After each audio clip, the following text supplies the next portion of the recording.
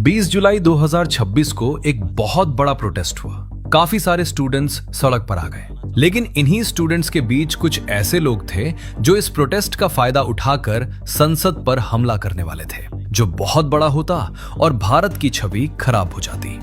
Protest से 4 दिन पहले डोभाल जी इस मूवमेंट को अच्छे से देख रहे थे और इस बात के डिस्कशन के लिए वो रॉ चीफ और मोदी जी के साथ एक कमरे में डिस्कस कर रहे थे। तभी उनके ईयरपीस में आवाज आई, सर जल्दी से एनएसए ऑफिस आ जाइए, कुछ बड़ा खतरा मालूम हुआ है। अभी पता नहीं क्या है, लेकिन आपको ऑफिस जल्दी आना होगा।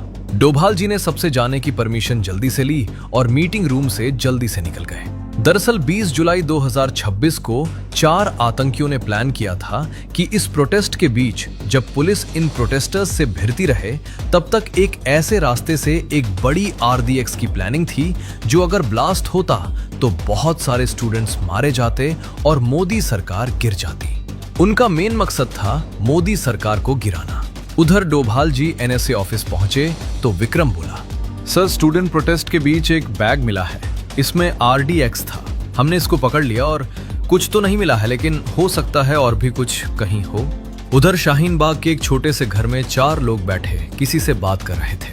उधर से आवाज आई, कुछ भी हो जाए, ये हमारे पास आखिरी मौका है मोदी सरकार गिराने का।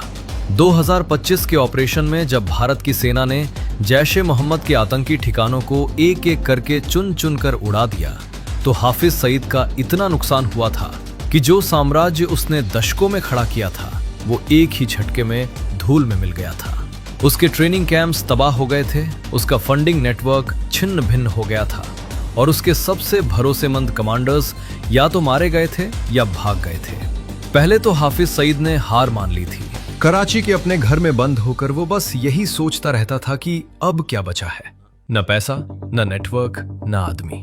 उसे लगा था कि शायद अब वो चैप्टर खत्म हो गया। लेकिन 4 जून की शाम उसके पास एक कॉल आई, अनजान नंबर, एनक्रिप्टेड लाइन। उधर से एक ठंडी आवाज आई, भारत से बदला लेना चाहते हो तो कल दुबई के होटल में मिलो। हाफिज सईद ने एक पल के लिए सोचा, फिर बोला हाँ। उसे पता नहीं था कि ये कॉल किसने की थी, कौन था उधर और दुबई में क्या होने वाला था, लेकिन बदले की आग जो उसके अंदर सुलग रही थी वो इतनी तेज थी कि उसने बिना सोचे हाँ बोल दिया। अगले दिन वो कराची एयरपोर्ट से फ्लाइट लेकर दुबई निकल गया और यहीं से शुरू हुई वो साजिश जो 20 जुलाई 2026 के स्टूडेंट प्रोटेस्ट को एक बड़े खूनी खेल में बदल देती। 5 जून की शाम हाफिज सईद दुबई के उस होटल में पहुंचा जहां मीटिंग तय थी। जब वो उस होटल रूम में गया तो वहां पहले से बांग्लादेश मुस्लिम संगठन का सरगना, आईएसआई मेजर, सीआईए एजेंट और एक भारतीय ऑपोजिशन का नेता जो हाथों में कई अंगूठियां पहनता था, सब मौजूद थे। हाफिज सईद को देखकर बांग्लादेश मुस्लिम संगठन का सरगना इकबाल शरीफ खड़ा हुआ और बोला, आइए भाईजान, आपका ही इंतजार था।